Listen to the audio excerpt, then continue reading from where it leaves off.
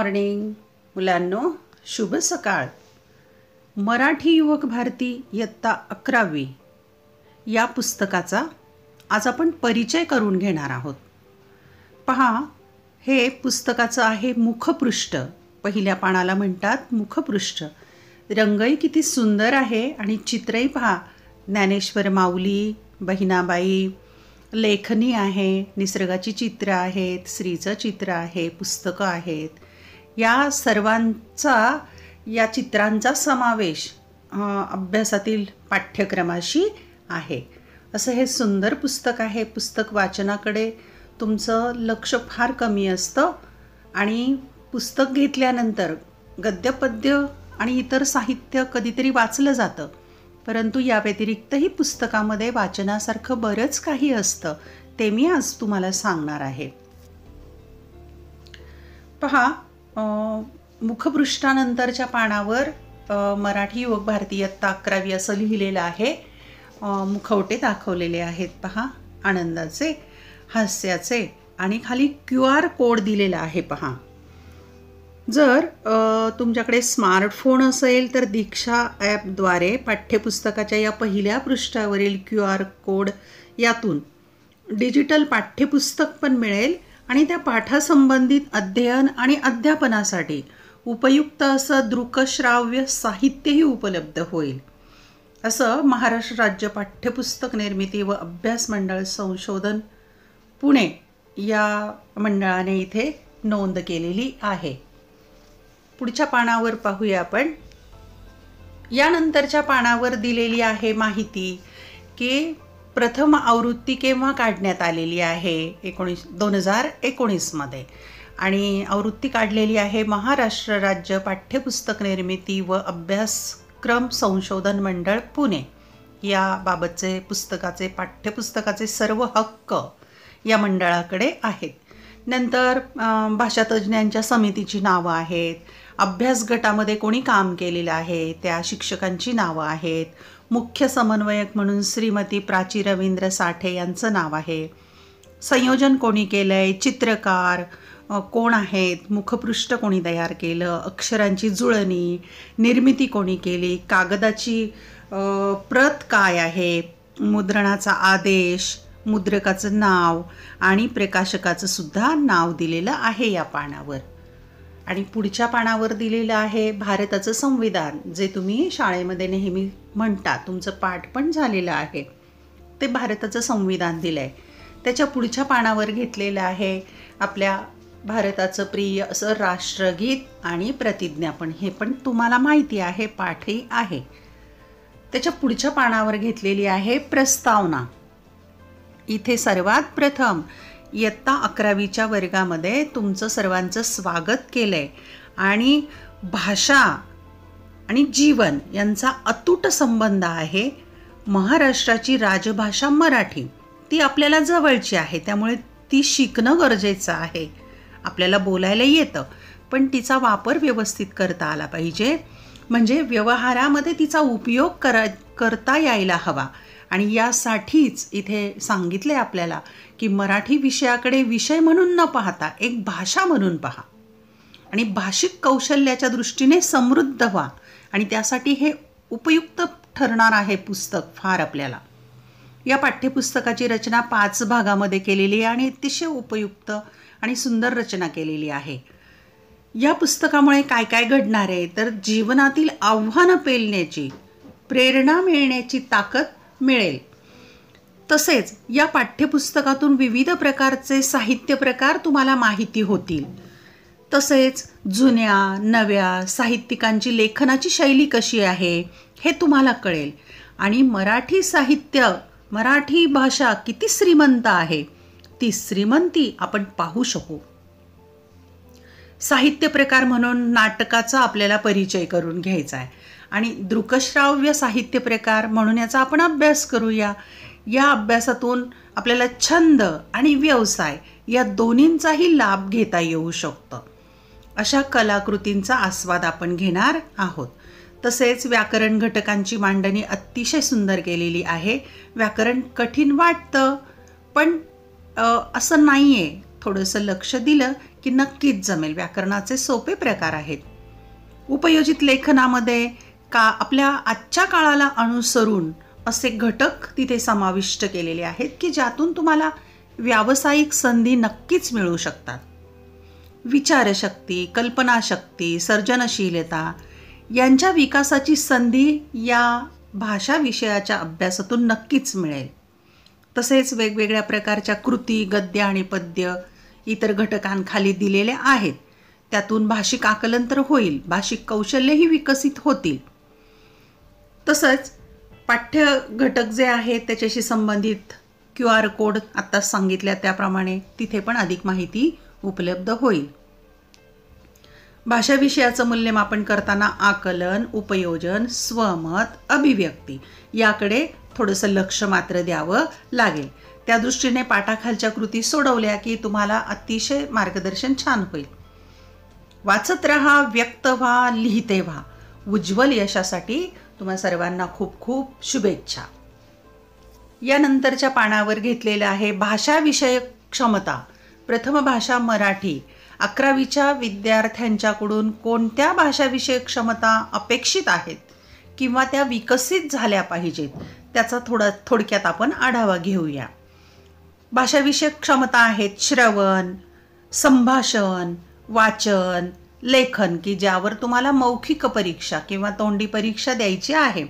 आणि काही अध्ययन कौशल्य पण विकसित झाली पाहिजेत आणि भाषा अभ्यास म्हणून पण काही बाबी दिलेल्या आहेत.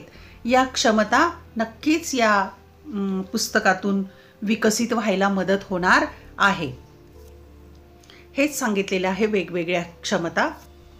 पुढच्या पानावर दिलेलं आहे या पाठ्यपुस्तकाचं अंतरंग. ते फार महत्त्वाचं आहे की आतमध्ये काय आहे या पाठ्यपुस्तकाच्या आतमध्ये ते आपण पाहणारच आहोत. नंतर आहे अनुक्रमणिका. अनुक्रमणिकेमध्ये 5 भाग केलेले आहेत. 5 भागामध्ये पहिला भाग गद्यपद्य. तिथे 6 गद्यपद्य दिलेले आहेत, 3 कविता, 3 धडे. दुसऱ्या भागामध्ये गद्यपद्य आहे, 3 धडे, 3 कविता. नंतर भाग 3 मध्ये साहित्य प्रकार नाटकाचा दिलेला आहे. 3 नाटकं, सुंदर नाटकं आहेत, ती इंटरनेटवर उपलब्ध आहेत, तुम्ही पाहू शकता. नंतर उपयोजित मराठीचा 4था प्रकार आहे, त्यातही छान उपयोगी भाग दिलेले आहेत. आणि 5वा भाग आहे व्याकरणाचा. या सर्वांचा आपण अभ्यास करणार आहोत. या पाठ्यपुस्तकाची रचना जी 5 भागातली ती आहे, अतिशय सुंदर केलेली आहे. पहा, गद्यपाठामध्ये व्यक्तिचित्रणपर, वैचारिक, चिंतनपर, विनोदी कथा, चरित्रपर असे विविध साहित्य प्रकार समाविष्ट केले आहेत. आपल्याला पहिलाच धडा आहे मामू. या पाठामधून मामूचे व्यक्तिचित्र प्रत्यक्ष डोळ्यासमोर उभे राहते. पुस्तके वैचारिक व भावनिक सोबत कशी करतात हा विचार अशी पुस्तकं या पाठात आलेला आहे. परिमळ या पाठातून लेखकाचा एक वेगळा परिपाठ आपल्या समोर येतो. माणसामाणसातील संवादाचा अभाव, माणूस बांधूया या पाठातून अधोरेखित होतो. वहिनींचा सुसाट सल्ला या पाठातून होणारी विनोद निर्मिती आपल्या चेहऱ्यावर हास्य फुलवते. कोणत्याही सर्वोत्कृष्ट कार्यासाठी कल्पकतेची आणि परिश्रमाची किती परिसीमा गाठावी लागते याचे दर्शन वाङ्मयीन लेण्याचा शिल्पकार या पाठातून होते. अतिशय सुंदर पाठ, आशयाच्या दृष्टीने समृद्ध आणि वैविध्यपूर्ण आहेत. तसेच स्वातंत्र्यवीर सावरकर यांचे स्वतंत्रतेचे स्तोत्र हे राष्ट्र भक्तीपर पद्य काव्यानंदासाठी दिलेले आहे. यावर कृती वगैरे येणार नाहीत, पण आनंद घ्यायचा आहे त्या काव्याचा. आणि इतर पद्य घटक आहेत निसर्ग कविता, प्रेम कविता, संत काव्य, विद्रोही कविता, स्त्रीवादी कविता असे विषयांवरील वैविध्य जपण्याचा प्रयत्न केलेला आहे. घनावळीशी नाते जोडणारी प्राणसई, निसर्गाशी एकरूप होण्याची आस बाळगणारी झाडांच्या मनात जाऊ ही सहज सुंदर रचना. प्रेयसीच्या दृष्टीभेटीचे तरल वर्णन करणारी दवात आलीस भल्या पहाटी ही प्रेम कविता. अमृताशी पैजा जिंकणाऱ्या मराठी भाषेचे महत्त्व सांगणारी संत ज्ञानेश्वरांची ऐसी अक्षरे रसिके ही ओवीबद्ध रचना. जीवनातल्या अंधारात प्रकाश वाटा दाखवणारी शब्द ही कविता. स्त्री स्वातंत्र्याचे टप्पे प्रतीकांच्या माध्यमातून उलगडवून दाखवणारी पैंजण, अशा विविध कवितांची मालिका आपल्यासमोर उलगडत जाते. गेयता, लयबद्धता, अलंकार वैभव ही या पाठ्यपुस्तकातील कवितांची काही वैशिष्ट्ये आहेत. त्यामुळे कवितेमधला जो अनुभव आहे तो मनापर्यंत भिडतो. आशय, विचार, भावना, शब्दसौंदर्य, अर्थसौंदर्य, विचारसौंदर्य या दृष्टीने या काव्याकडे आपण पाहिलं पाहिजे. पद्य घटकामध्ये रसग्रहण कृतीचा समावेश केलेला आहे. पद्यरचनेतून निर्माण होणारा स्थायी भाव आणि त्यातून निर्माण होणारी रसनिर्मिती व्यक्त करणे या रसग्रहणामध्ये अपेक्षित आहे. त्यासाठी त्या रचनेतील आशय सौंदर्य, विचार सौंदर्य, भाव सौंदर्य उलगडवून दाखवणे, त्या रचनेची वैशिष्ट्ये स्पष्ट करणे, रचनेतील प्रतिमा व प्रतीके समजून घेऊन त्यांची दखल घेणे आवश्यक आहे. रसग्रहण करताना ही माहिती उपयुक्त तुम्हाला ठरेल. गद्यपद्य पाठांच्या मध्ये काही चित्रांचाही समावेश आहे. त्यामुळे जो मजकूर आहे तो आकर्षक वाटतो आणि आशय समजायला मदत होते. नाटक हा एक नवीन साहित्य प्रकार आहे आणि त्यातून साहित्य प्रकाराकडे पाहण्याची एक सजग आणि वेगळी दृष्टी विकसित होऊ शकते.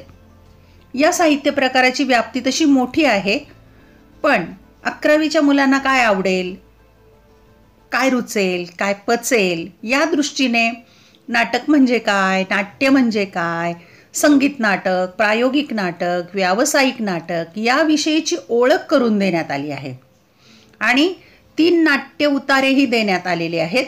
या 3ही नाट्य उतार्यांचे स्वरूप वेगवेगळे आहे. आशय, भाषाशैली, काळ या दृष्टीने ते वेगळे आहेत. स्वतःमधील अभिनेत्याला वाव मिळावा म्हणून नटाने रचलेली हसवा फसवी ही संहिता प्रेक्षकांना हसवता हसवता अंतर्मुख करणारी आहे. या नाटकातील हा उतारा अतिशय वैशिष्ट्यपूर्ण आहे. ध्यानीमनी या नाटकातील आई व तिचे काल्पनिक मूल यांच्या नात्यातील भावनिक बंध विचार प्रवृत्त करायला लावतात. या नाटकाचे अनेक पदर अर्थपूर्ण आहेत आणि या नाट्य उतार्यातील आशय देखील अगदी वेगळा विचार मांडणारा आहे. 2 पिढ्यांमधील अंतर अधोरेखित करणाऱ्या, इतिहास काळातील सामाजिक स्थितीचे दर्शन घडवणाऱ्या सुंदर मी होणार या नाट्य उतार्यातील आशय आणि संवाद यातून नाटकाचे स्वरूप स्पष्ट व्हायला मदत होते आणि नाटकाच्या या अभ्यासामुळे विद्यार्थी नाटकाशी संबंधित वेगवेगळ्या व्यवसायाकडे वळू शकतील. उपयोजित मराठी या भागामध्ये सूत्रसंचालन, मुद्रित शोधन, अनुवाद, अनुदिनी, ब्लॉग लेखन, रेडिओ जॉकी या घटकांची माहिती दिलेली आहे. हे सर्व घटक भाषिक कौशल्याच्या उपयोजनाच्या दृष्टीने महत्त्वपूर्ण आहेतच, शिवाय त्या त्या क्षेत्रातील व्यावसायिक संधींची माहिती देणारे आहेत. त्यांच्या अभ्यासातून प्राप्त केलेली भाषिक कौशल्ये प्रकल्प व सादरीकरण आणि प्रात्यक्षिक यांच्या माध्यमातून व्यक्त करण्याची संधी विद्यार्थ्यांना मिळणार आहे. व्याकरणाचा भाग 5 घटकांमध्ये विभाजन केलंय. शब्दशक्ती, काव्यगुण, वाक्य संश्लेषण, काळ, शब्दभेद यातून भाषिक कौशल्यांचा विकास तर होईल, शास्त्र शुद्ध पाया मिळेल. विद्यार्थी भाषा समृद्ध होण्यास नक्कीच मदत होईल. शेवटी परिशिष्टामध्ये भाषा विकासाच्या दृष्टीने पारिभाषिक शब्द, इंग्रजी आणि मराठी म्हणी, काही साहित्यिकांची टोपण नावे व पूर्ण नावे, काही साहित्यिक व त्यांच्या प्रसिद्ध रचना, ज्ञानपीठ पुरस्कार प्राप्त मराठी साहित्यिक अशा सामान्य ज्ञानाच्या दृष्टीने उपयुक्त ठरणाऱ्या माहितीचा सुद्धा या पुस्तकात समावेश आहे. विद्यार्थ्याचे मूल्यमापन कृतीपत्रिकेच्या माध्यमातून होणार असल्याने प्रत्येक घटकाखाली कृतींच्या स्वरूपात स्वाध्याय दिले आहेत. स्वाध्यायातील कृती आकलन, उपयोजन, विश्लेषण, संश्लेषण, तार्किक विचार, कार्यकारण भाव व सर्जनशीलता यावर आधारित आहे. यामधून भाषिक विकास, विचार विकसन, कल्पना शक्ती याला चालना मिळेल आणि साहित्यिक जाण प्रगल्भ होण्यास मदत होईल. सर्व स्वाध्यायांमधील कृतींमध्ये विविधता आहे, परंतु कृतींचे हे सर्व प्रकार प्रत्येक पाठाखाली देण्यास काही मर्यादा असल्याने पाठाचा आशय भाषा विचारात घेऊन योग्य त्या नाविन्यपूर्ण कृतीची भर आता आपण घालणार आहोत. पूर्वज्ञानावर आधारित व्याकरणाच्या पायाभूत स्वरूपातील कृती त्या पाठाखाली दिलेल्या आहेत. प्रथम, द्वितीय व तृतीय स्तरावर भाषा शिकलेल्या विद्यार्थ्यांनाही या कृती सहज सोडवता येतील. यामागे विद्यार्थ्याचे व्याकरणाचे सर्वसामान्य ज्ञान ताजे राहावे असा हेतू आहे. तसेच पाठ्यपुस्तकातील पहिल्या पानावर दिलेल्या QR कोडचा अध्ययनात वापर करावा. त्यामुळे विद्यार्थ्यांचा संदर्भ संग्रह वाढेल. दैनंदिन जीवनाशी सांगड घालणारे मराठी भाषा विषयाचे शिक्षण विद्यार्थ्यांना मिळावे, त्यांना साहित्याचा आस्वाद घेता यावा आणि या भाषा अभ्यासातून उद्याचे वाचक, लेखक, कवी, व्यावसायिक घडावेत. यासाठी हे पाठ्यपुस्तक महत्त्वाचे साधन ठरेल असा विश्वास व्यक्त करण्यात आलेला आहे. आणि हे आहे शेवटचं पान. पहिल्या पानाला जसं मुखपृष्ठ म्हणतात तसं शेवटच्या पानाला म्हणतात मलपृष्ठ. इथे रेडिओ जॉकी, सूत्रसंचालन, नाटक, अनुदिनी, ब्लॉग याची चित्र दाखवलेली आहेत. हे पाठ्यपुस्तक खरेदी करा आणि वाचनाला नक्की सुरुवात करा. धन्यवाद. व्हिडिओ आवडल्यास चॅनल सबस्क्राईब करा, बेल आयकॉन दाबा, म्हणजे मी नवनवीन व्हिडिओ पोस्ट केले की तुम्हाला नोटिफिकेशन मिळेल. तसेच या व्हिडिओच्या लिंक तुमच्या मित्रमैत्रिणींना जरूर पाठवा. अभ्यासासाठी शुभेच्छा.